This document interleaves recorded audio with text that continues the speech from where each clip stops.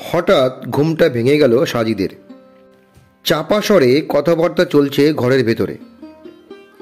চোখ বন্ধ রেখেই কান খাড়া করল সাজিদ। একটি কথা কানে ঢুকতেই ওর শরীর থরথর করে কাঁপতে শুরু করলো। ওর মায়ের বিয়ের আলোচনা চলছে। সাজিদের নানু ওর মাকে বলছে ছেলে কানাডায় থাকে, বয়স 38, বিয়ে করেছিল, তবে 6 মাস পরেই ডিভোর্স হয়ে যায়। তোমার ছবি দেখে ছেলে পছন্দ করেছে, আগামীকাল বিকেলে আমাদের বাড়িতে আসবে। সব কিছু ঠিকঠাক থাকলে আগামীকাল তোমার এনগেজমেন্ট হবে। আর হ্যাঁ, এখানে বিয়েটা হলে সাজিদকে আমার কাছে রেখে তোমাকে কানাডায় চলে যেতে হবে। ওকে আপাতত নিয়ে যাওয়া সম্ভব হবে না বোধহয়। এটুকু বলে সাজিদের নানু বেরিয়ে যায় ঘর থেকে। একটু বাদেই ঘরের বাতি নিভে যায়। সাইমা শুয়ে পড়ে সাজিদের পাশে। শরীরের কাঁপুনি বন্ধ হয়নি সাজিদের, বরং বেড়েছে। মা ওর গায়ের উপরে হাত রাখলেই ওর কাঁপুনি টের পেয়ে যাবে, তাই দাঁত মুখ এঁটে স্থির থাকতে চেষ্টা করল ও, কিন্তু কিছুতেই বন্ধ হলো না ওর কাঁপুনি। সাইমা অবশ্য ছেলের গায়ের উপরে তার হাত রাখল না আজ, এবং সে যে জেগে আছে সেটাও টের পেল না। সাজিদের উল্টো দিকে পাশ ফিরে চুপচাপ শুয়ে পড়ল। সাজিদের কাছে আজকের রাতটা একদম আলাদা হয়ে উঠল। ভুতুরে এক নিস্তব্ধ যেন ওকে ভীষণভাবে ভয় দেখাচ্ছিল। ঠোঁট দুটো তীর তীর করে কাঁপতে শুরু করলো, আর চোখের কোণ দিয়ে জল গড়িয়ে পড়তে লাগলো। রাতে ঠিক কতক্ষণ পরে সাজিদের ঘুম এসেছিল ওর মনে নেই, তবে একটু দেরি হলো সকালে উঠতে। ঘুম থেকে ওঠার পর সাজিদ মাকে কোথাও দেখল না। জানালার বাইরে তাকিয়েও চুপচাপ বসে রইল বিছানায়। সাজিদের নানু এসে একবার ওকে খেতে ডেকে আবার বেরিয়ে গেল, কিন্তু ওর কিছুতেই খেতে ইচ্ছে করছিল না। বাইরে থেকে আরও 2-1 বার ওকে ডাকলো ওর নানু, কিন্তু সাজিদের শরীর খারাপ লাগায় ও শুয়ে পড়ল আবার বিছানায়। হঠাৎ ঘরের ভিতর থেকে সাজিদ শুনতে পেল ওর মামি ওর নানুর উদ্দেশ্যে ঝাঁঝালো গলায় বলছে, টেবিলে খাবারের আয়োজন কি সারাদিন পড়ে থাকবে এভাবে? ওইটুকুন ছেলে বড়দের কথার কোনো গুরুত্বই দেয় না। এতবার ডাকা হচ্ছে, আসছে না খেতে। আহ্লাদ একটু কম দিয়ে কিছু আদব কায়দা শেখান। মাথার উপরে তো বাপের শাসন নেই, তার উপরে আপনারা যদি এত আহ্লাদ দিতে থাকেন তাহলে পরে পশ্চাতে হবে কিন্তু। সাজিদের নানু তৎক্ষণাৎ হন হন করতে করতে ছুটে এলো সাজিদের কাছে। এসেই সাজিদ কিছু বুঝে ওঠার আগেই ওর পিঠে বেশ জোরে চর বসিয়ে দিয়ে বলল, এতবার ডাকছি খেতে, কথা কানে যায় না? ঘটনার আকস্মিকতায় সাজিদ থমকে রইল কিছুক্ষণ, আর তারপরই নিঃশব্দে কাঁদতে শুরু করলো। সাজিদের নানুবাড়ি হতে প্রায় 1 কিলোমিটার দূরে একটি কিন্ডারগার্টেন স্কুল। সেখানে 5ম শ্রেণীতে পড়ে সাজিদ। ছেলে মেয়ে ভর্তি স্কুল ভ্যান এসে রোজ সকালে ওকে বাড়ি থেকে নিয়ে যায়। আজও এসেছে, কিন্তু সাজিদের স্কুল যেতে ইচ্ছে করছিল না। আবার সে কথা কাউকে বলারও সাহসও পেল না ও, তাই বইপত্র ব্যাগে ঢুকিয়ে ভ্যানে এসে উঠল ও। ভ্যানে বসার পরপরই রন্টু, শিশির, রিয়া আর তাপস খুব জোরে চিৎকার করে উঠল ওর কানের কাছে। ওর মনে হলো আজ ওর কান দুটো ফেটে যাবে। 2 হাত দিয়ে তাই কান চেপে ধরে রাখলো ও, কিন্তু সাজিদের কানে হাত রাখা দেখে রন্টু হেসে গড়িয়ে পড়ল। এরপর বারবার সাজিদের কান থেকে সাজিদের হাত দুটোকে টেনে সরে ফেলতে লাগলো, আর কানের কাছে সরে এসে একটু পরপর জোরে জোরে চিৎকার দিতে লাগলো। রাগে সাজিদের মাথার ভেতরে একটা ঝড় শুরু হলো, কিন্তু মুখে কিছু বলতে পারল না ও, কারণ রন্টুর গায়ে প্রায় ক্লাসে স্যার না থাকলে সাজিদকে ও বিরক্ত করে। আর সাজিদ তাতে বাধা দিলেই চর ঘুষি বসিয়ে দেয়। ভ্যানে বসে সামনের রাস্তাটির অনেকটা দূরে তাকাতে চেষ্টা করলো সাজিদ। সে সময় ওর মনে হলো এই পৃথিবীর কোনো মানুষই ওকে ভালোবাসে না।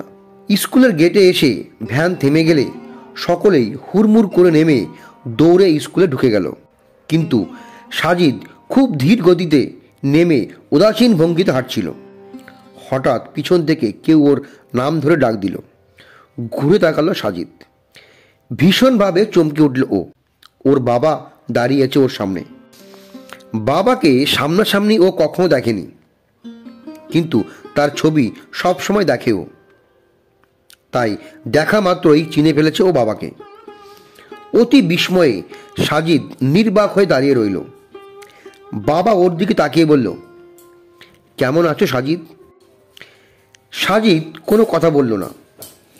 তখন সে আবারও একই কথা জিজ্ঞেস করলো সাজিদকে, কিন্তু তবুও সাজিদ কোনো কথা বলল না। এরপর সে সাজিদকে বলল, আচ্ছা তুমি ভেতরে যাও, তোমার অ্যাসেম্বলি শুরু হয়ে গেছে। আমি কাল আবার আসব, রোজ আসব, কিন্তু তুমি তোমার মাকে বলবে না আমার আসার কথা। সাজিদ ভিতরে যেতে যেতে পিছন ফিরে দেখল ওর বাবা চলে যাচ্ছে। ক্লাসে ব্যাগ রেখে অ্যাসেম্বলিতে গিয়ে দাঁড়ালো ও। রাজ্যের ভাবনা এখন ওর মাথায়। ওর বাবা তো মারা গিয়েছিল, তাহলে কি করে আজ এখানে এলো? তাহলে সবাই কি ওর বাবার মৃত্যু নিয়ে মিথ্যা বলেছে ওকে? ওর মা কেন ওকে মিথ্যা বলল? অভিমানে ওর বুকের ভিতরে তোলপাড় শুরু হলো। মায়ের প্রতি অভিযোগ পরক্ষণেই অন্যদিকে ধাবিত হলো সাজিদের। অভিমান আরও জমাট বাঁধল ওর। আজ মায়ের বিয়ে ঠিক হবে, খুব শিগগিরই সে বিদেশে চলে যাবে। মায়ের জীবনে ও আর থাকবে না। ওকে এভাবে ফেলে চলে যেতে মা রাজি হয়ে গেল কিভাবে? সাজিদের চোখ টলমল করে উঠল। বিকেল হতে হতেই অনেক লোকজন এলো সাজিদের নানুর বাড়িতে।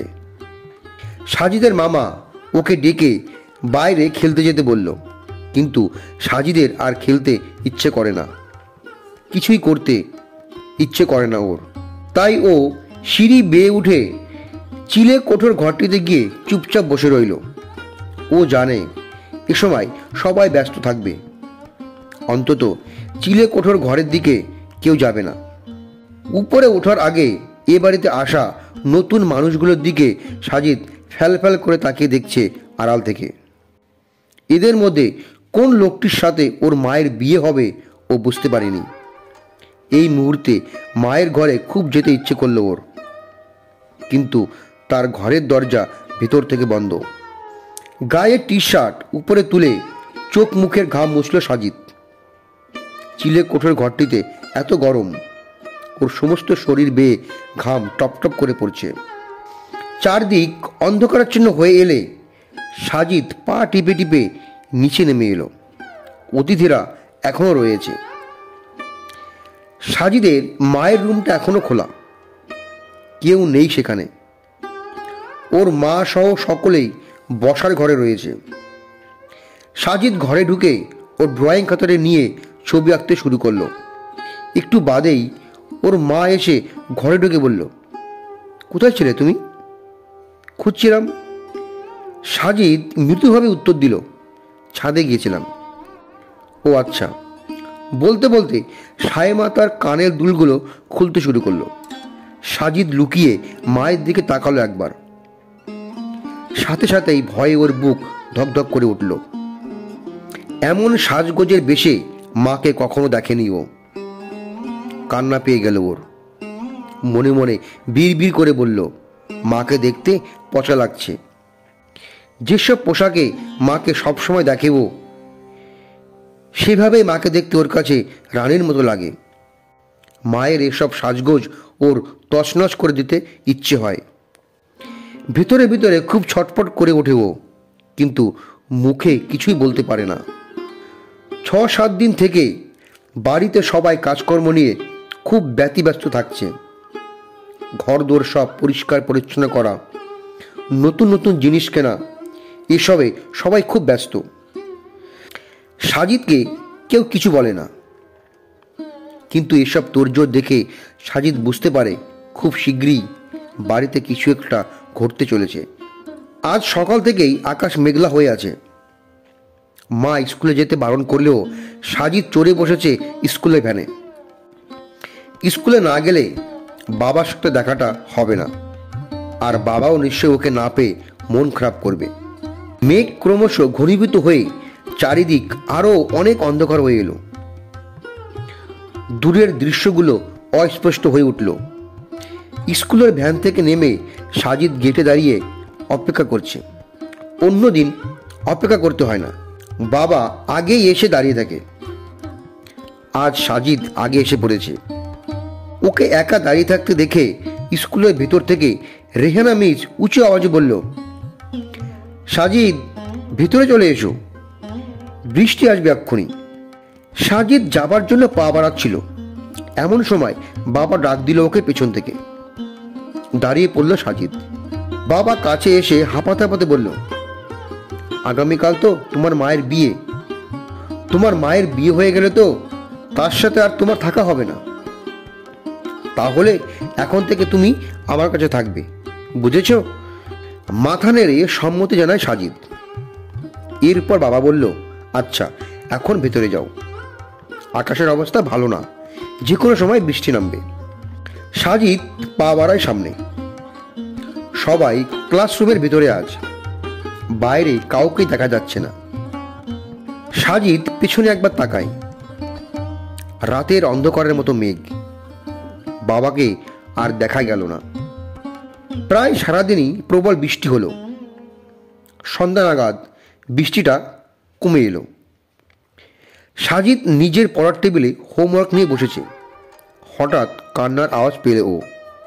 পাশের ঘরেই ওর নানু থাকে। সে ঘর থেকেই কান্নার শব্দটা আসছে। সাজিদ নানুর ঘরে ঢুকতে গিয়ে দেখল ঘরের দরজা বন্ধ। ও তখন ঘুরে গিয়ে নানুর ঘরের জানলার কাছটায় গেল। ওর মা কাঁদছে। কাঁদতে কাঁদতে বলল, আমি বিয়ে করতে পারবো না মা, তোমরা বিয়ে ভেঙে দাও। নানু মাকে ধমক সুরে বলল, প্রত্যেকবার আমরা কষ্ট করে তোমার জন্য পাত্র জোগাড় করব, আর প্রত্যেকবার তুমি না করবে? জীবনকে খুব সস্তা মনে করেছো, তাই না? মা চাপা গলায় বলল, জীবন যে সস্তা নয় তা আমার থেকে ভালো আর কে জানে মা। তাই যদি বোঝো তাহলে বিয়ে ভেঙে দেওয়ার ভাবার সাহস করো কি করে?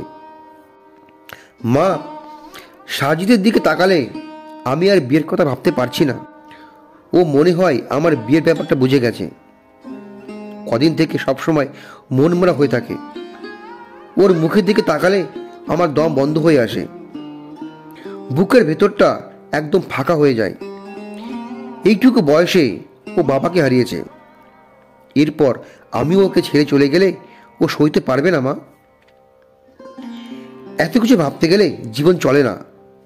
মনে রাখবে, জীবনের সব হিসেব আমাদের মনের মতো করে মেলানো যায় না। সাজিদ আমার কাছে তো যত্নেই থাকবে। তোমার কাছে আপাতত হয়তো ওকে নিয়ে যেতে পারবে না, একটু বড় হলে পরে নিয়ে যেতে চেষ্টা করবে। দেশে এসে মাঝে মধ্যে দেখে যাবে, কিন্তু বিয়ে তোমাকে করতেই হবে।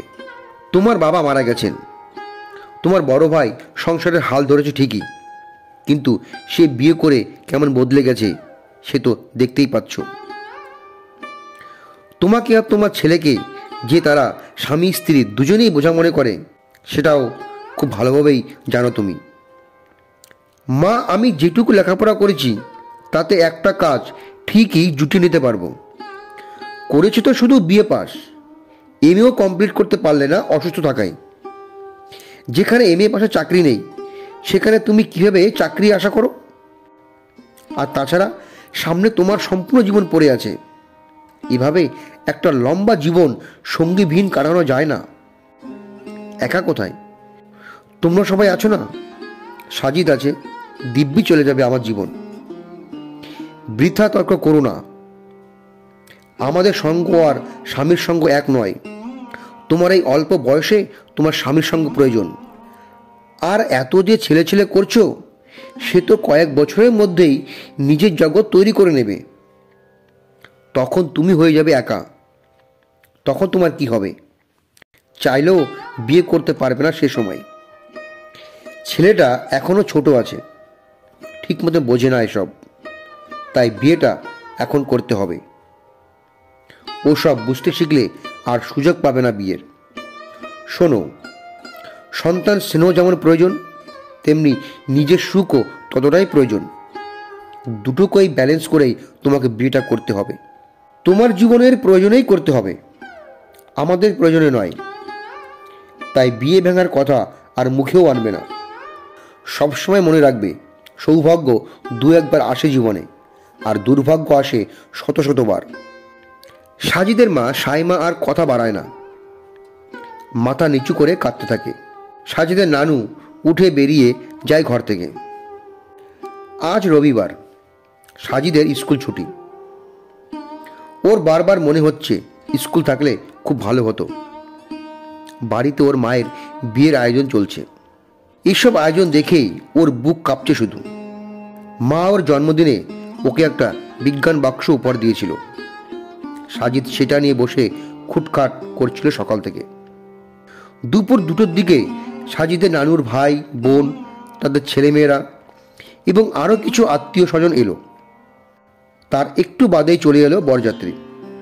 বড় একটা ব্যাগ ভর্তি জিনিসপত্র মায়ের ঘরে দিয়ে গেল সাজিদের মামা। সে ব্যাগ থেকে শাড়ি, গয়না আর অন্যান্য জিনিস বের করে কয়েকজন মিলে মাকে সাজাতে শুরু করলো। সাজিদকে ওর নানু তার ঘরে ডেকে নিয়ে একটা প্লেটে খাবার দিয়ে খেতে বলল। খাওয়ার পর সাজিদ একটি টেনিস বল হাতে নিয়ে বাইরের খোলা জায়গায় চলে গেল। দুপুরের সূর্যটার তেজ কমে এলে সাজিদকে ডেকে আনা হলো বাইরে থেকে। ওর মায়ের বিয়েটা হয়ে গেছে, সে শ্বশুর বাড়িতে চলে যাচ্ছে। তাকে বিদায় দেওয়ার জন্যই সাজিদকে ডেকে আনা হয়েছে বাইরে থেকে। ওকে দেখা মাত্রই মা ওকে জড়িয়ে ধরে আর্তনাদ করে উঠল। সাজিদ নির্বিকার রইল, কিছুই বলল না। এরপর ওর মা উঠে বসলো ফুল দিয়ে সাজানো একটি গাড়িতে। নিমেষেই গাড়ি চলে গেল সাজিদের চোখের সামনে থেকে। আজ নানুর ঘরে শুয়েছে সাজিদ। নানু সব কাজকর্ম সেরে একটু দেরিতেই শুতে এলো। শুয়ে সাজিদের গায়ের উপর একটা হাত রাখলো সে। সমস্ত শরীর আগুনের মতো শুধু জ্বলছিল আর ব্যথা করছিল সাজিদের। কোনো কথা না বলে আস্তে করে নানুর হাতটা সরিয়ে দিল ও। বালিশটা ওর অনেকক্ষণ থেকে ভিজে সপসপ করছে, কিন্তু তবুও ওপাশ ফিরতে পারছে না, এই ভয়ে যে ওর কান্নার ব্যাপারটা নানু টের পেয়ে যাবে। নানু ধীরে ধীরে ওকে বলল, মন খারাপ লাগছে খুব? মামনি কালই আবার এ বাড়িতে আসবে, তখন আবার মামনির কাছে ঘুমাতে পারবে। সাজিদের এই মুহূর্ত নানুকে ভূত মনে হলো, পচা ভূত। ওর উঠে চলে যেতে ইচ্ছে হলো এই ঘর থেকে, কিন্তু কোথায় যাবে ও বুঝতে পারল না। তাই চোখ দুটো শক্ত করে, শরীরকে শক্ত করে এভাবেই শুয়ে ঘাপটি মেরে রইল ও। এ সময় হঠাৎ মামা নানুর ঘরে ঢুকলো। নানুর দিকে তাকিয়ে বলল, মা, শিহাব ভাই এসেছে সাজিদকে নিয়ে যেতে, ওকে রেডি করে দাও দ্রুত। উনি দাঁড়িয়ে আছেন। নতুন জায়গায় সব নতুন লোকজনদের মধ্যে উপস্থিত হলো সাজিদ। ঘরভর্তি লোকজন সবাই ওর দিকে তাকিয়ে আছে। শিহাব নামের লোকটি সাজিদকে ওর মায়ের কাছে নিয়ে গেল। মা ওকে দেখে হতভম্ব হয়ে একবার ওর দিকে আর একবার লোকটার দিকে তাকাচ্ছে। লোকটি তখন সাজিদের মাথায় হাত রেখে বলল, মামনির সাথে ঘুমাও। সাজিদ দাঁড়িয়ে রইল। সাইমাও প্রচণ্ড বিস্ময়ে কিছু বলতে পারছে না। সে বিস্ময়ে বুঝতে পেরে লোকটি সাজিদের মায়ের দিকে তাকিয়ে বলল, অবাক হচ্ছে কেন এত? যে শিশুটি কখনো তার মাকে ছাড়া ঘুমায়নি, তাকে হঠাৎ তার মা থেকে আলাদা করা এক ধরনের পাশবিক আচরণ। আমি সম্ভবত পশু নই। এটুকু বলে লোকটি আদর করে সাজিদের মাথার চুল একটু নেড়ে দিয়ে স্বতঃস্ফূর্ত ভঙ্গিতে ঘর থেকে বেরিয়ে গেল। সাইমা সাজিদের হাত ধরে ওকে বুকে টেনে নিয়ে খুব কাঁদল। সাজিদের ভীষণ ভালো লাগতে শুরু হলো সব কিছু। কিছুক্ষণ বাদে মায়ের কান্না থেমে গেলেও মাকে আর জিজ্ঞেস করলো, মা, আমার বাবা কি সত্যি মারা গেছেন? সাজিদের এমন প্রশ্নে সাইমা খুব অবাক হয়ে বলল, মিথ্যে হবে কেন বাবা? সত্যি তোমার বাবা মারা গেছেন। এমন প্রশ্ন করছো কেন তুমি? সাজিদের খুব ইচ্ছে হয় মাকে বাবার সব কথা বলে দিতে, কিন্তু বাবা এসব বলতে বারণ করেছে বলে ও কিছুই বলতে পারল না। স্কুলের ইউনিফর্ম পরে রেডি হচ্ছিল সাজিদ। ও এখন নানুর বাড়িতে থাকে না, ওর মায়ের কাছে থাকে। শিহাব নামের লোকটি ওকে স্কুলে পৌঁছে দেওয়ার জন্য তার গাড়িতে ওকে উঠতে বলল। এই লোকটিকে বাবা বলে ডাকতে বলেছে ওর মা ওকে, কিন্তু ও ডাকতে পারেনি, কিছুই ডাকতে পারেনি তাকে। সাজিদ গাড়িতে উঠে বসলে লোকটি বলল, তুমি কি জানো আমরা 1 মাস পর কানাডা চলে যাচ্ছি? তৎক্ষণাৎ সাজিদের পৃথিবীটা অন্ধকার হয়ে গেল। গাড়ি থেকে নেমে যেতে ইচ্ছে হলো ওর, কিন্তু ওর ইচ্ছেগুলো কখনো পূরণ করা হয় না। চুপ করে রইল সাজিদ। লোকটি তখন বলল, আচ্ছা, তুমি ওখানে চলে গেলে এখানকার বন্ধুদের খুব মিস করবে, তাই না? সাজিদ চট করে ঘুরে তাকালো লোকটির দিকে। প্রবল কৌতূহলে বলে ফেলল, আমাকে নিয়ে যাবেন আপনি? লোকটি হেসে ফেলল, অবশ্যই নিয়ে যাব, তবে আমার একটি শর্ত আছে। আমাকে বাবা বলে ডাকতে হবে তোমার। আমাকে তুমি কিছুই ডাকো না, আমার মন খারাপ হয় না বুঝি? শেষের কথাটা বাচ্চাদের মতো করে বলল লোকটি। মায়ের সাথে থাকতে পারবে এই খুশিতে সাজিদের চারদিক আলোকিত হয়ে উঠল। আনন্দে কেঁদে ফেলল ও। লোকটি ওর কান্না দেখে ওর মাথায় একটি হাত রাখল। সহসা নিজের অজান্তেই লোকটিকে জড়িয়ে ধরল সাজিদ। সেও নিজের বাম হাতটা দিয়ে সাজিদকে টেনে বুকের কাছটায় নিল। মানুষটির বুকের স্পন্দন অনুভূত করতে লাগলো সাজিদ। গাড়ি থেকে নেমে সাজিদ চারিদিকে তাকিয়ে ওর বাবাকে খুঁজল। কোথাও নেই বাবা। বেশ কিছুক্ষণ দাঁড়িয়ে রইল ও, বাবা এলো না।